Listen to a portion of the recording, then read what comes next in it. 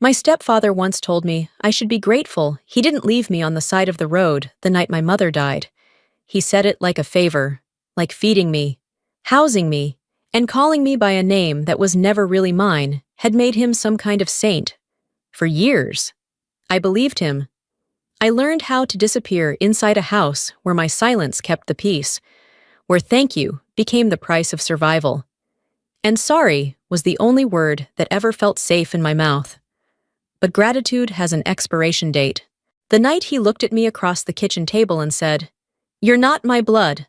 Elspeth, don't ever forget that." Something inside me finally stopped obeying. It didn't crack or scream. It just went still. That stillness was the sound of a promise. Because he was right. I'm not his blood. And he has no idea what that really means. Nights at Desert Haven always started the same. Too still, too sterile. Like the building was holding its breath. The halls smelled faintly of bleach and warm plastic. I could hear the hum of fluorescent lights under the slow tick of a wall clock. Time there didn't move forward. It only circled. Outside those walls. Life wasn't much different. The trailer off Highway 79 leaned the same way it had the day my mother's lungs gave out. Half-windowed, half forgotten. She'd left me one picture, me at 8, sitting in the lap of a man whose face I couldn't remember. She'd called him my father, but she never told me his name. That night, Mrs. Lucinda Hartley woke from months of silence, her hand cold and fierce around my wrist. Her voice cracked like dry wood. "Clementine, they said you were dead, but I know you're still alive." I waited for confusion to swallow her again, but it didn't. She kept repeating it until her pulse slipped away beneath my fingers. At dawn, I filled out her death report. When I entered my credentials, the screen flashed red. Invalid SSN. Social Security number not found. I retyped it twice. Same result. The charge nurse told me to call the federal office in Phoenix. They asked me to come in person. 3 hours later, inside a marble-cold building, a clerk vanished into the back room. 2 security guards appeared before a man in a gray suit stepped out. He showed me 2 photos, a smiling child and a woman with tired eyes. Mine. He said my number belonged to Clementine Ainsworth, kidnapped in 1992, declared dead. My DNA matched 98.6%. When I walked into the Arizona sun, it felt like the world was burning off its lies. In the parking lot, a patrol car waited. Sheriff Ron Rowan handed me an envelope and said softly, "Not to come home tonight." Inside was a photo of a scar I'd carried all my life, and proof that nothing I'd believed about myself was real. The road back to town looked smaller than I remembered, a ribbon of cracked asphalt cutting through miles of desert. Dust curled behind my truck, coating the windshield until the horizon disappeared. The air smelled of hot metal and old secrets. When I reached the sheriff's office, the sign out front was so faded it barely carried his name anymore. Ron sat behind his desk, coffee gone cold beside his badge. The walls were crowded with photographs of him shaking hands with judges, mayors, men who looked just as proud and corrupt. His eyes met mine only once before he smiled without warmth. I asked him about my mother. He said she was gone, that he'd buried her himself, and said it in a way that ended the conversation before it began. I asked for a copy of her death certificate, claiming I needed it for an insurance claim. He didn't question it, just scribbled his signature and slid the paper across the desk. At home, under the yellow light of the kitchen, I studied the document. His name was the only one on it. The doctor's line was blank. The date of death, 1991, 30 years off. A mistake too large to be one. I sent a photo of the file to Mason. His reply was 3 words. Dig deeper. Literally. That night, I met Caleb, the groundskeeper who'd helped my mother once. Together, under the cover of desert wind, we unearthed the grave. The coffin wasn't empty, but the woman inside wasn't my mother. Her jawline, her hands, even her height, wrong. And the DNA test I ran 2 days later confirmed it. My mother's grave belonged to a stranger. I drove back to Ron's house before dawn. He was sitting on the porch, smoke curling from his cigarette, the TV flickering inside. He didn't look surprised to see me. He flicked ash toward the dirt and said I should stop pretending I existed, that ghosts should know when to stay quiet.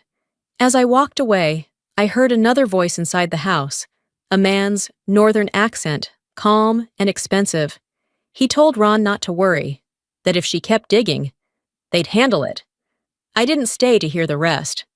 I knew now Ron wasn't the one pulling the strings. He was just another pawn guarding a secret that was never his to keep. Mason called me back to Phoenix. His voice over the phone was clipped, urgent, and carried the kind of fatigue that doesn't come from lack of sleep, but from knowing too much. When I arrived, his office looked stripped bare, half the files gone, boxes stacked near the door. He closed the blinds before he spoke. The file on his desk was marked Clementine Ainsworth, missing 1992, case closed by federal order. He told me I wasn't just a kidnapped child. I was a witness once, or meant to be. My father had uncovered a money laundering scheme tied to a federal contractor. When he died, every trace of the investigation vanished, and so did I. He showed me something else, a bank record under my current name. Elspeth Rowan, with Ron listed as my legal guardian. Payments arriving every month from Ainsworth Holdings. 30 years of quiet money. My stomach turned. I asked who authorized it. Mason hesitated before admitting the worst. He had, before joining the Bureau, he'd worked for the Ainsworth's legal team. His voice cracked when he said he hadn't known what the money was for, that maybe he didn't want to know. When I asked if he was helping me out of guilt or duty, he said both. Then he handed me a small black USB drive. If I disappear, everything you need is in there. I left the city after sunset, the USB burning a hole in my pocket. Halfway down the highway, headlights appeared in my rearview mirror, a pickup tailing too close. I turned off toward an old gas station long since boarded up. The truck followed. When it stopped beside me, the window rolled down just far enough for a man's voice to drift through the dark. He told me to stop digging, that if I didn't, the next body in the ground would be mine. The engine roared as I sped off, desert wind slamming through the open window. In the rear view, his headlights didn't move. For the first time, I realized the truth wasn't just buried. It was armed, and waiting for me to come closer. When I returned to Desert Haven to collect my things, the air felt unnatural, quiet, heavy, almost expectant. Even the heart monitors hummed slower, like the whole building knew something was about to end. I locked the medication cabinet and stepped outside into the blinding morning sun. 3 patrol cars pulled across the lot, cutting off every exit. Ron got out first, his face unreadable beneath the brim of his hat. He said I was under arrest for identity theft and federal fraud before the words had meaning. Cold metal bit into my wrists. No one read me my rights. At the station, I was led into the same room where I'd once brought pies for Thanksgiving. It smelled of burnt coffee and gun oil. Ron tossed a folder onto the table, papers spilling across the metal surface. He asked what I'd stolen, what I'd told the feds. When I said nothing, his voice rose, cracked, accusing. He said he'd given me his name and roof, and I'd used both to destroy him.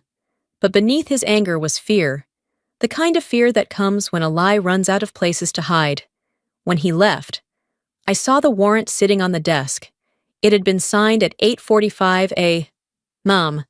I'd been arrested at 8:15. I took a photo just as a young deputy. Josh walked in. He looked guilty. He said the sheriff told them I'd planned to flee to Mexico. I told him I'd just finished the night shift. His eyes darted to the clock. Then away. The door slammed open. Mason entered, flashing his badge, saying the county had no jurisdiction. Ron smiled. Lifting his phone, an email from the Department of Justice removing Mason from the case. Mason froze, then caught my eye before they pushed him out. "Check the timestamp," he mouthed. By nightfall, I was in a holding cell, walls sweating under fluorescent light. Officer Lane stopped by and whispered not to sleep. When I asked why, she said transfers at night didn't always arrive. Around 1 in the morning, footsteps echoed. 2 men in black opened my cell. Gloves on, carrying a duffel. I pressed myself to the wall. The lights flickered, sirens blared, and Lane appeared, gun raised. The men fled. She shoved a key and a faded photo into my hand. Ron standing beside a blonde woman who looked like me. "Go now," she said. I ran. Mason waited in his car at the edge of the lot. Headlights off. He shouted for me to get in. We sped into the desert night, alarms fading behind us. In my pocket, the photo crinkled with every heartbeat. The woman's face smiled from another time, sunlight in her eyes. My mother. Ron hadn't hidden me from the world. He'd hidden the world from me. The highway stretched endless beneath the stars, the engine screaming against the wind. In the rear view, red and blue lights shimmered, fading with each mile. I asked Mason who I really was. His jaw tightened. He said my father, Thomas Ainsworth, had uncovered a laundering ring in his company, preparing to hand it to the feds. Before he could, he died in a staged crash. Ron was paid to protect me, but instead, he kept me as collateral. I felt the truth settle cold in my chest. My whole life had been someone else's ransom. Mason said he'd once worked for Ainsworth Holdings, that he'd authorized the first payments to Ron without knowing, or maybe pretending not to know, what they were. He said helping me was the only way to make it right. Before I could answer, a black SUV cut across the road, blocking our path. 3 men got out, no badges, only authority. They told me I was coming with them under federal order. Mason laughed, said they weren't federal, drew his gun, and fired. The windshield shattered, bullets slicing through the night. The car flipped twice and crashed into a ravine. When I crawled out, coughing sand, another convoy appeared, sleek SUVs gliding through the dust.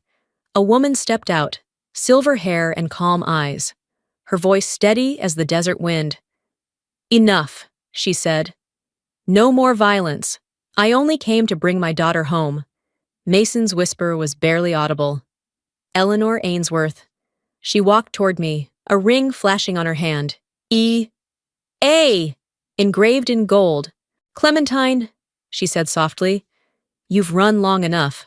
Someone guided me toward the waiting car. As we drove north, Mason's figure disappeared in the mirror.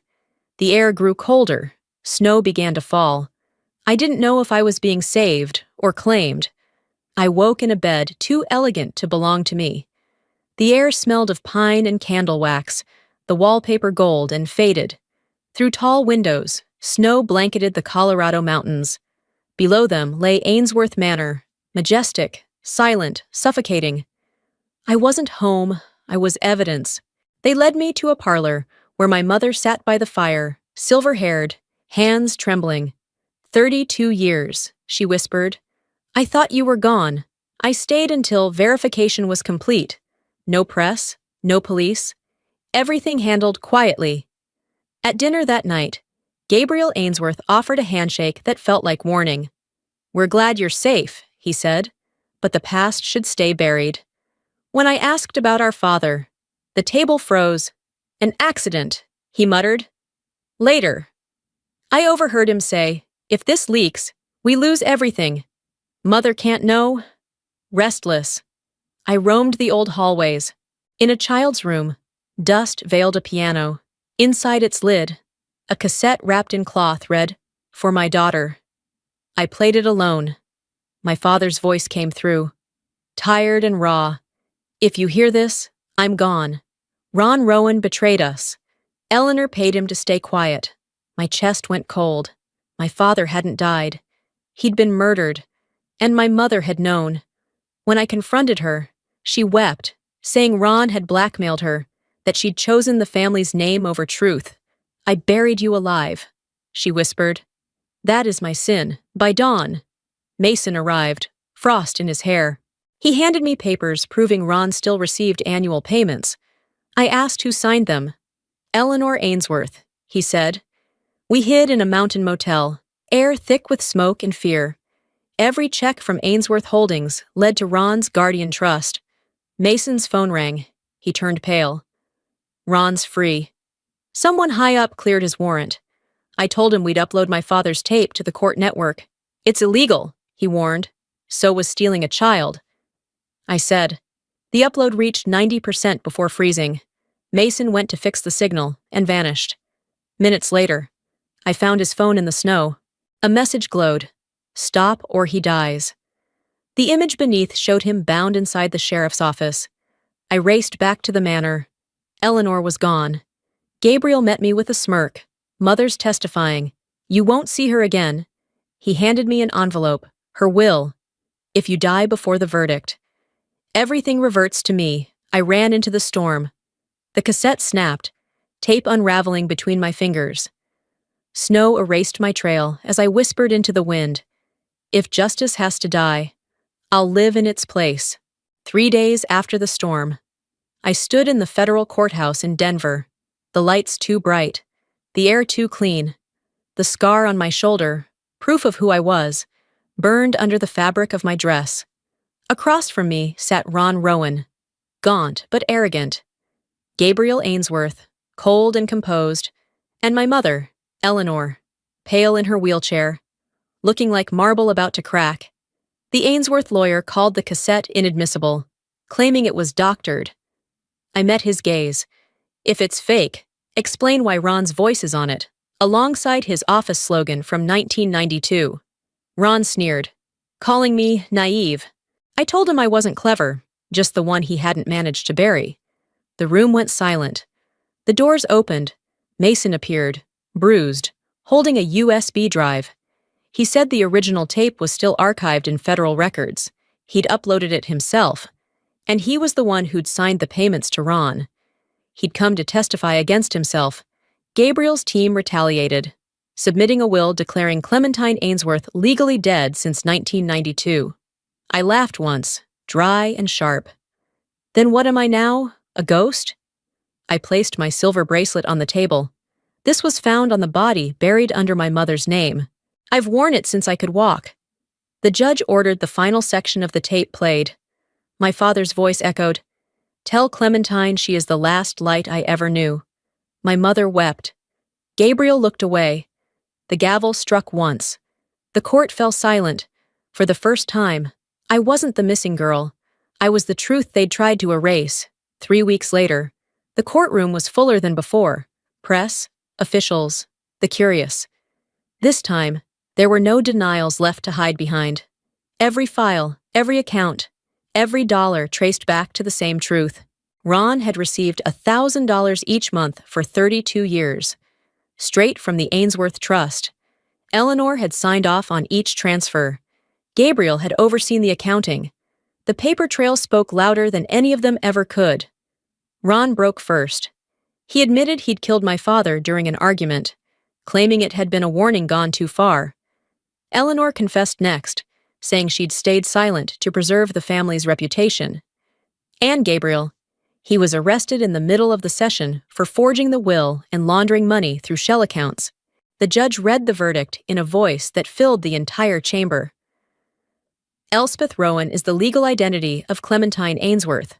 All assets, including the trust, revert to the rightful heir. I didn't smile or cry. My mother whispered, barely audible. "You've won," I answered softly. "No, Mother. Justice did. We just survived it. When the court adjourned, I made my choice.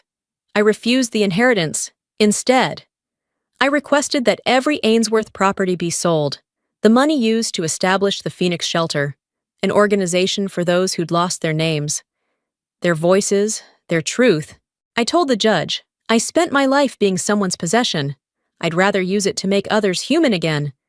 As Ron was escorted past me, he sneered that I owed him my life. I met his eyes. "You're right," I said. "But life and living are not the same thing. Blood had made me a prisoner. The truth had set me free. A year later, I live in Denver, running the Phoenix Identity Center, a nonprofit that helps people reclaim their names, their histories, their sense of self.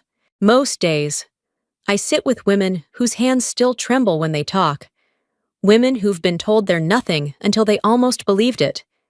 Each time I hear their stories, I recognize the echo of my own.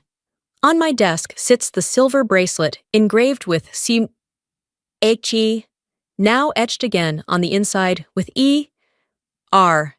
Clementine Ainsworth is gone, but Elspeth Rowan is still here, alive, whole, real. One morning, a letter arrived from the prison. The handwriting was shaky. The signature unmistakable, Ron Rowan. Blood may tie people together, but truth is what killed me. I don't ask forgiveness. I only wonder if you ever thought I loved you. I folded it once and set it aside. He never loved anything he couldn't control. Later that week, I visited Desert Haven, now a community care center. In the courtyard sat a young woman, eyes distant, skin pale under the sun. Someone whispered she was Ron's daughter. When I approached, she muttered, "My father said, you weren't his blood." I sat beside her, took her hand. He was wrong. I don't need to be anyone's blood to exist. She smiled faintly, then fell quiet. As the first light of dawn broke through the windows, I looked up and finally understood. Blood is just a word. Truth is the legacy. I didn't need to be born twice. I only needed to live once, for real.